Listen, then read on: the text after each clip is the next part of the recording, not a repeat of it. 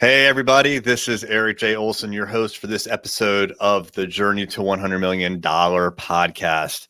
Usually, we have solo episodes of me or Kevin, but every once in a while, we like to invite on a guest, another entrepreneur, usually someone that's a few steps or a lot of steps ahead of us, to ask him or her questions, find out what makes them tick, and to see if we can learn from what they've learned along the way, their mistakes, see if we could apply it to ourselves and our business so we can get ahead, hopefully even further. And today I have the pleasure of having Victor Peña on the show. Hey, Victor. Hey, what's up, Eric? Really appreciate you having me on, man. I appreciate your time. So Victor and I bumped into each other at a conference, basically.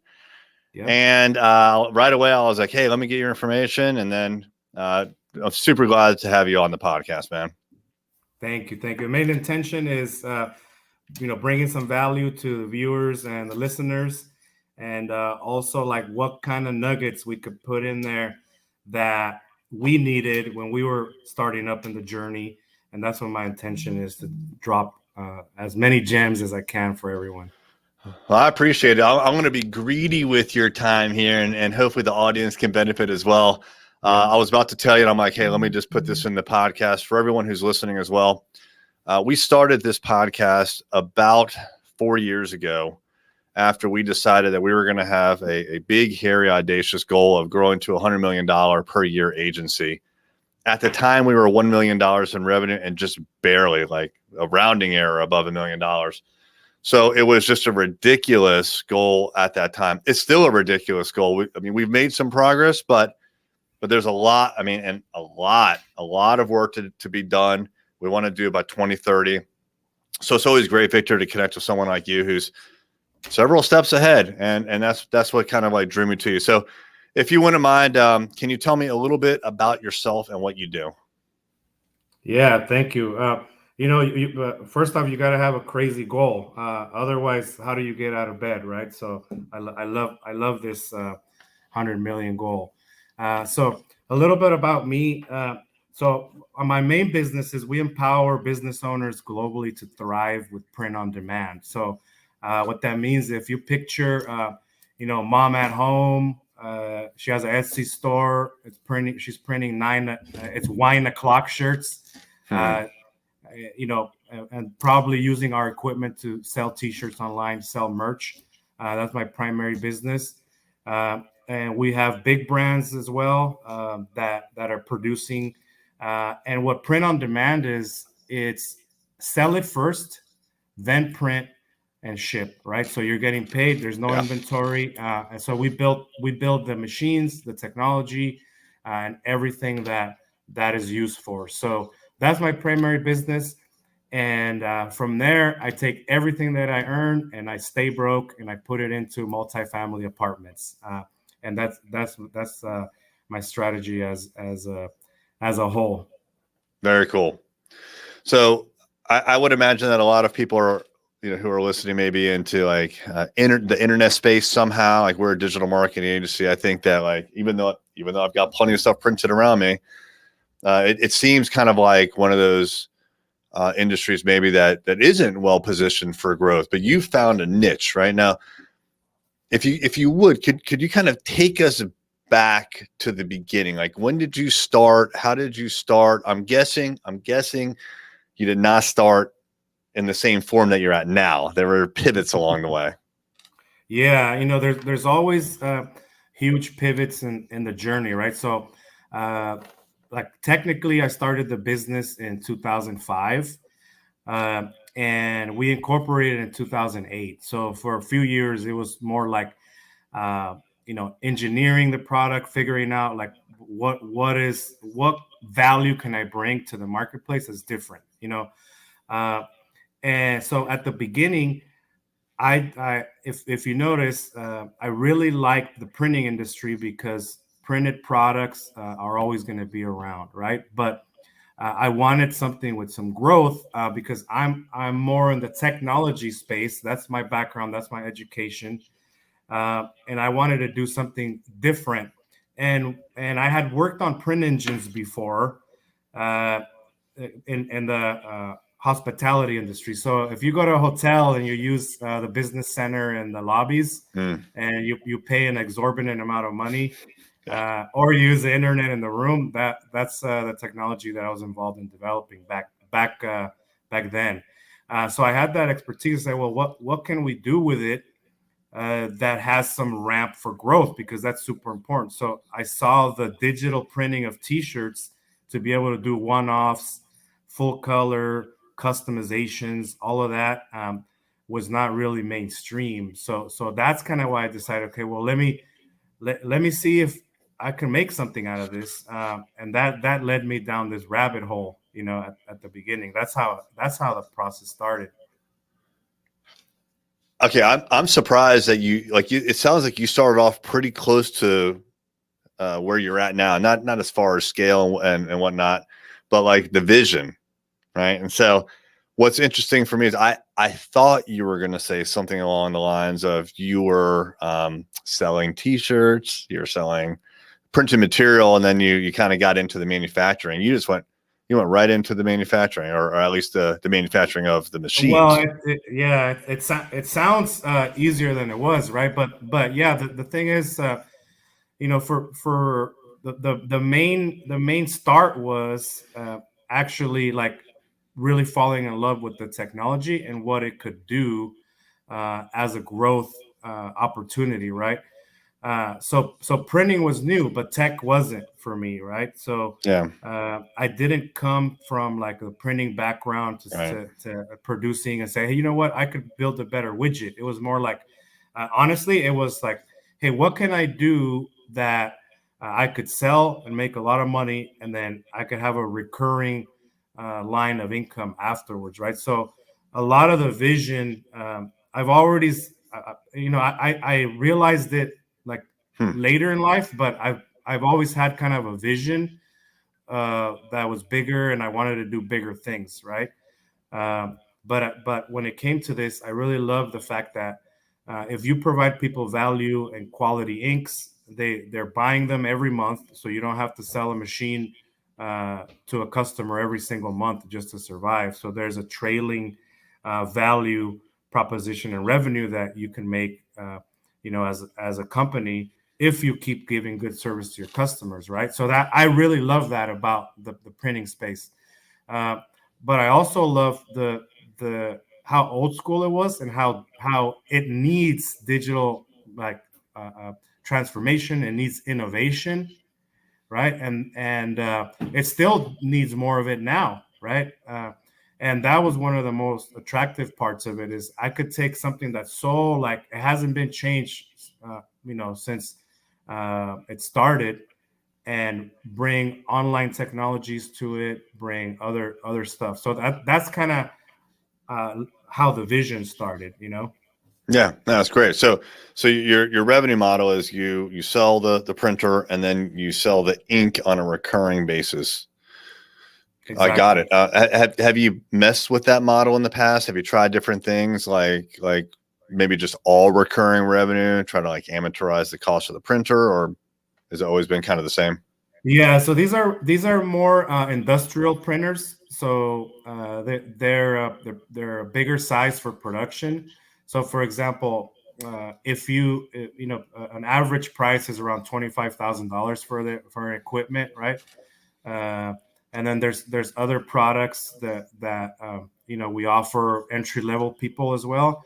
But so it's hard to offer free 25 grand in exchange for inks, right? So we've toyed with those ideas, but normally it's a fairly straightforward model, right? You pay for the equipment, and then you pay a good price for inks. So what we did different there is, if you could visualize, I don't know if you remember, you were doing a project, going to school, and then you got to go to Office Depot and buy ink cartridges, and it's like $35 for a little color thing, and then you get home, and then now you got to go buy another color, right? And you never actually get out of that loop. So and that's traditionally how the printing companies handled inks.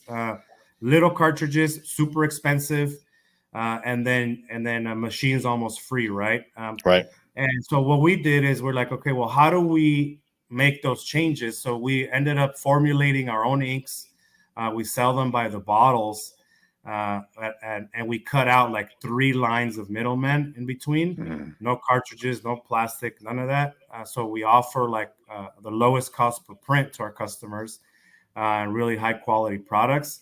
And we were able to disrupt kind of like that old school game.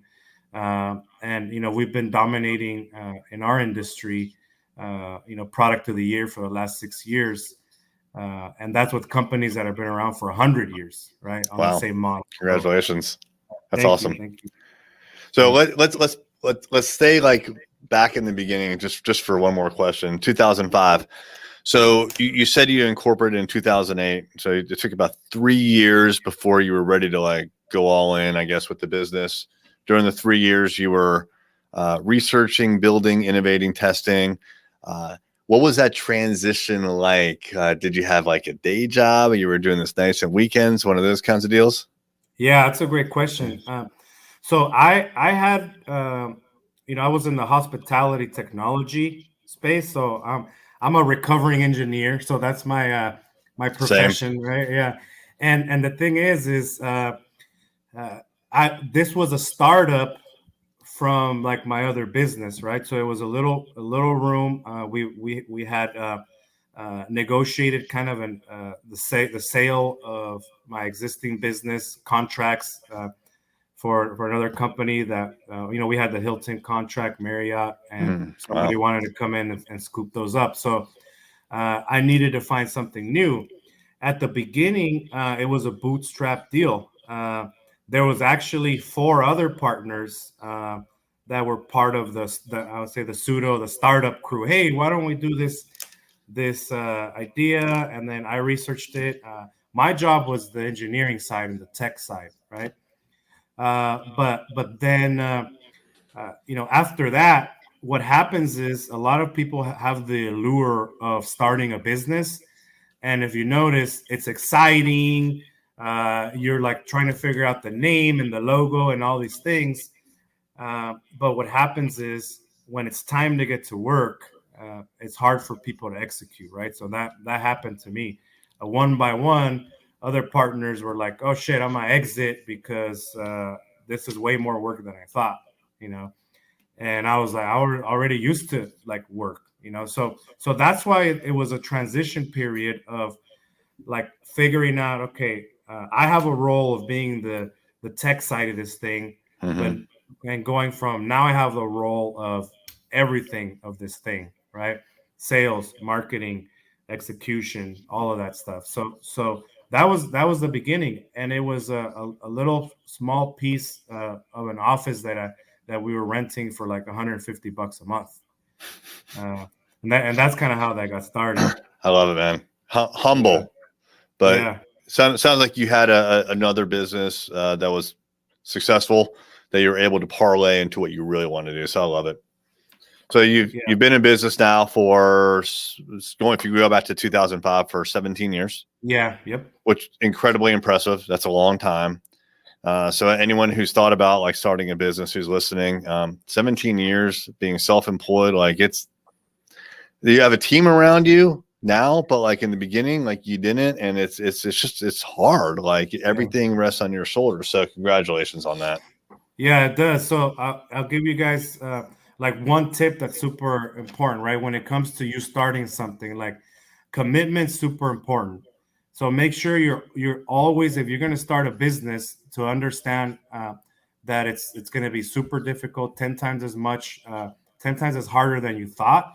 So you need to give yourself patience, and you need to understand that your first 5 years is a bare minimum of time that you have to dedicate, Yeah.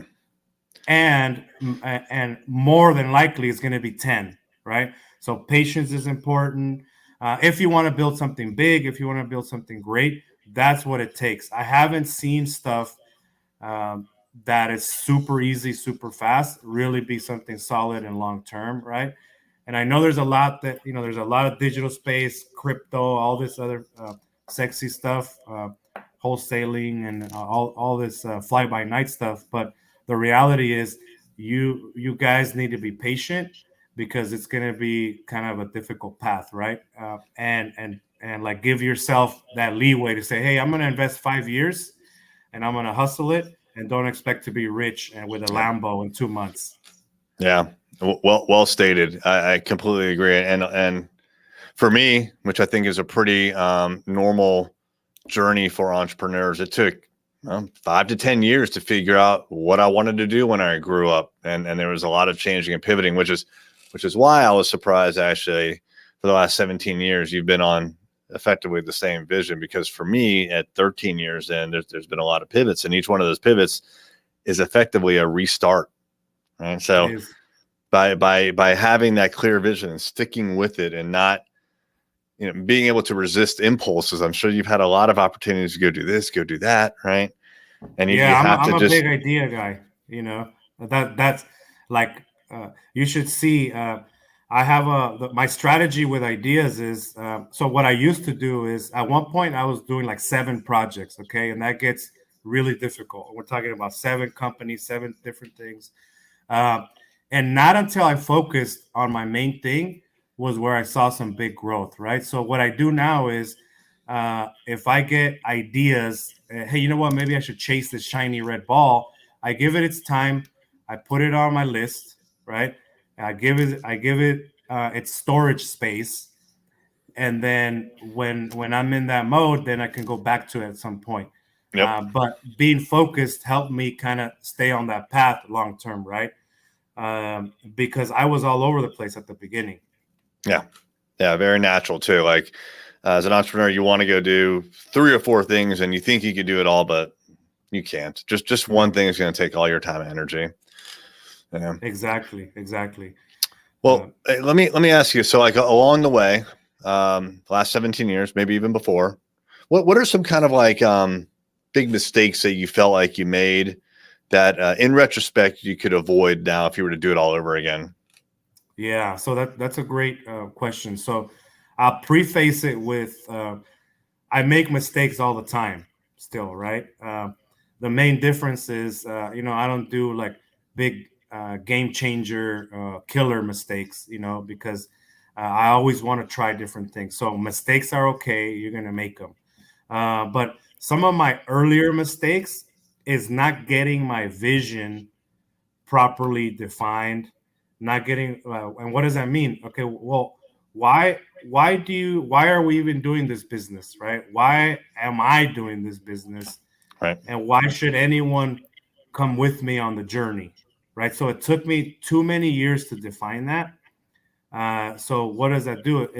You start kind of just hiring whoever will work for whatever pay you have left over. Yep. But there's no clear vision and path set up for them at the beginning, right? So if you do one thing and as an entrepreneur is really spend that time creating a vision and why you're doing something, because it's going to help you find out what's the big end goal, what's the big thing that you guys are all after, right? Yeah, great advice. It's a difficult one. And personally, like I started the business, frankly, for a living, and it took a long time before I started to shift my mentality away from me and my livelihood and to the people that I was affecting, either by hiring them directly or clients and how we could help them. And that's only been in the last couple of years, frankly. Pretty profound shift, though, when you start to think about others instead of yourself. You do the right thing yourself for others, and good things will happen to you. But that shouldn't be the primary. Exactly. So that's a key thing where it's a difference, because if like my background is construction, right? Growing up as a kid, that's what most Mexicans, that's what we do. That's how I paid for college. And I say that because in that field, you either show up and you work hard, or you don't eat, right? Mm-hmm. So my mentality of employees was that of construction, right? I'll go and get 10 guys, and we're there to do a job. and let's go, right? But when it comes to building a big organization that has different levels of leadership and all that, you now have to have the vision, and the team members have to also win. All right, what do they get by like getting this big goal to 100 million? Right, what do they Right. get? Right. What's their participation? What's their development cycle? How do they become financially free with their families? Right, that's the new thing. I didn't have any of that at the beginning. It was like, hey, I'm paying you your salary. You should do your work. That's right. Yeah. Yeah. Very, Yeah. very normal, right? I mean, that's Mhm. what most bosses frankly think, right? Yep. And that's kind of your mentality in the beginning as well. Like I'm just trying to survive here. And it's very difficult to think about a future when you're just trying to survive. It took Yeah. us several years before I could even start to think about what the future could hold and even like, fancy some sort of future at $100 million, never mind like being in business next year. Exactly. I would my journey was easily 10 years and closer to 15 for my overnight success, right?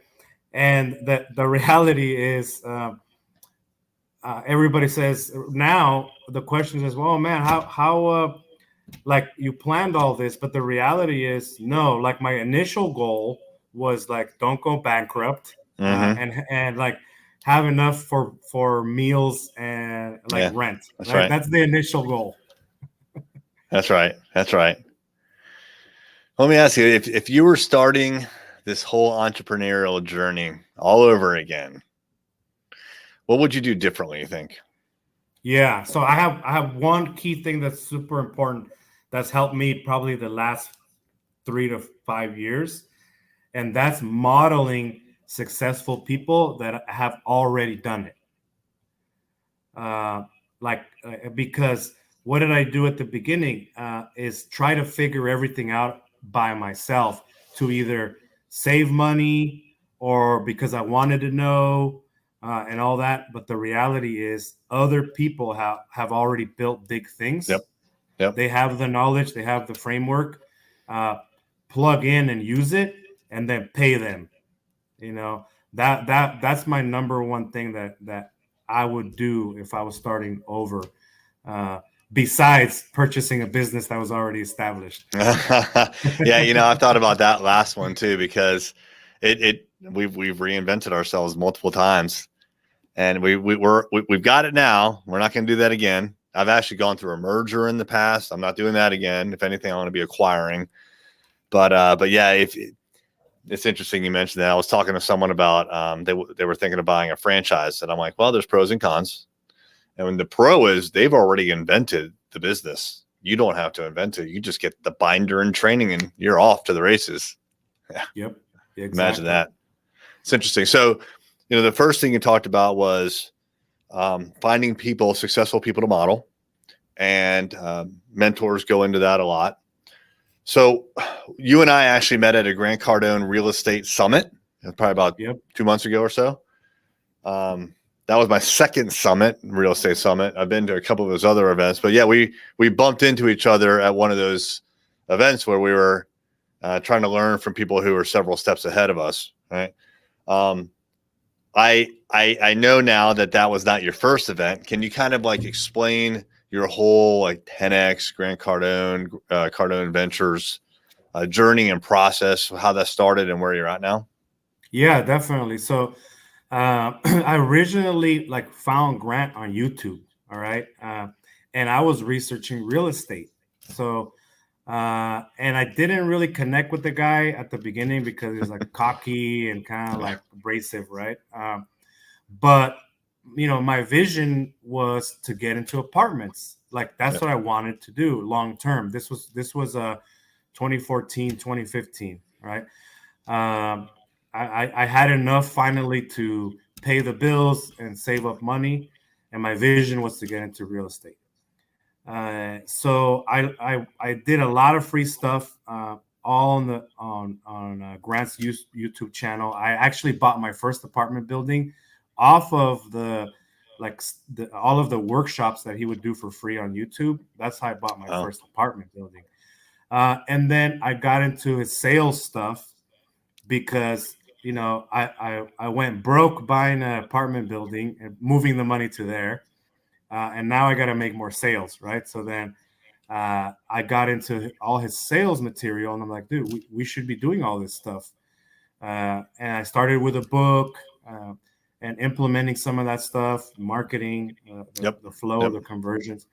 And that's how the initial relationship started. I didn't go to a conference till years later. I think it was Miami Marlins Stadium 2018. I think that's what it was. For 18 GrowthCon? or 19. Yeah, GrowthCon. Yep. That was the first event that I actually paid to do stuff. So and the thing was like the message was simple, right? Think big, basically. Think 10 times as much more than you've been thinking. Forget all your drama of your hardships and growing up, because that's not going to help you. Focus on big goals. Yep. And then turn that money into assets that are paying you cash flow over time. I really resonated with that message. And then that was my first, my kind of my journey there. And then I invested time into building relationships with him, his family. You know, his top executives are some close friends of mine, and my wife's now. And then here comes Brandon Dawson right after that to organize the operation of the chaos that you make by going beast mode, selling, marketing, and all that, right? So that's what I'm like, this is the guy. So that I went all in with Brandon. You know, I spent easily over $800 to $1 million now, you know, with Cardone Ventures and the 10X community, planning out my business. I get, you know, coaching from Brandon and stuff like that, just because of what he's done, and the guy's just a badass all the way around, right? So, so that's kind of been my journey, and that's why I say, look, I waited to the tail end to invest all that money in this last 5 years. But if I would have spread that out maybe earlier, right? You don't have to go in. You know, I didn't have the money to spend that much at the beginning, but I could have got like a course, you know, on different things in the past. So that's been my like free to a lot of money journey with these guys as mentors. But it's helped me a lot. I wouldn't have my real estate where it is now. Of course, like I had to do the work, but I got the guidance. You know, I wouldn't have my business where it's at now without having some of these guys that have done big things in the past kind of give me the tactics for it. That's great.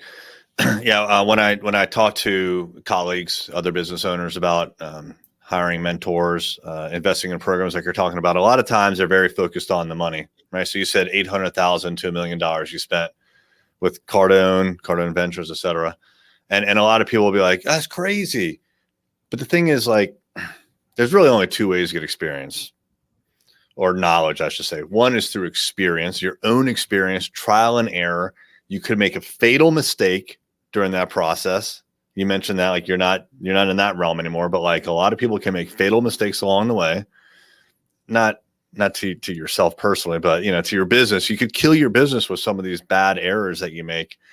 But then also it just takes a long time, but it is a very good way of learning by doing it yourself, earning your own experience. The other way is through others, learning from the experiences of others, through books, podcasts like this, through programs, through conferences, right? Networking, and try to soak in as much as you can, learn from them, and then try to avoid those mistakes and grow faster. So you don't have to wait 50 years to get to where you want to go. Maybe you could do it in 10 years, right? So it takes an investment in order to make that happen. You don't just do it for free and overnight. It takes an investment of time and money to get to where you want to go. So that's something I've like picked up on recently, is that this won't be a cheap ride. I'm going to have to spend money and time to get to where I want to go. Yeah, exactly. And this is the thing. You could do it at every income level, uh, and you could find a mentor and you could find education that's going to help you propel and get to your next level. And that'll get you used to saying, hey, you know what? Education is actually what got me here. Instead of like saying, well, if I pay for this course, how much can I make next week? You know, it's not going to work like that because a lot of people forget that the course is not what the valuable part is. It's what you're doing with it and how you implement it. And those results are going to be made by you. You're going to get a roadmap. But what happens when stuff doesn't work for people is because they buy a course or invested in something, but they forgot that they didn't open it. Yeah. You know, and they didn't start it, they didn't finish it, they didn't go through with it, got hard, and then they pulled out of that, right? And now the course didn't work, right? Where did I say? I think Eric Thomas, like that, like don't be upset about the results you didn't get with the work you didn't do, and it relates to these courses that and these mentors and the advice you have to implement. You have to do the work. You know, that's super important. Totally agree. Well, hey, Victor, this has been great. If someone would like to follow you online or get more information, what's a good place for them to go and get some more information about you? Yeah, so I try to be all over the place. The main place is my Instagram at Victor_H_Peña, and you can get a link there to at OmniPrint International and Hugo Holdings for the real estate. And I'm posting all the time there, so that's the best spot. Feel free to DM me if anything I could help you with. Yeah, you have a great Instagram page here. You got some pretty well-known people, at least people I know, right on your the main page there, and decent following too, man. Definitely, little by little. Grant forced me. Is like you can't be big if you're on private. Yeah. And my only 2 followers with my mom and my wife. And if I'm gonna do anything big, so that day I was like, damn, this guy's talking to me right now. So I like put it on public, and I just started doing the things that I need to inspire people, and that's how I've been doing it. Very cool. Very cool. All right, Victor. Hey, that was a pleasure talking with you. I'm glad that we reconnected, and thanks for making the time to be on the show. Likewise. Thank you so much. I really appreciate being on here. I really love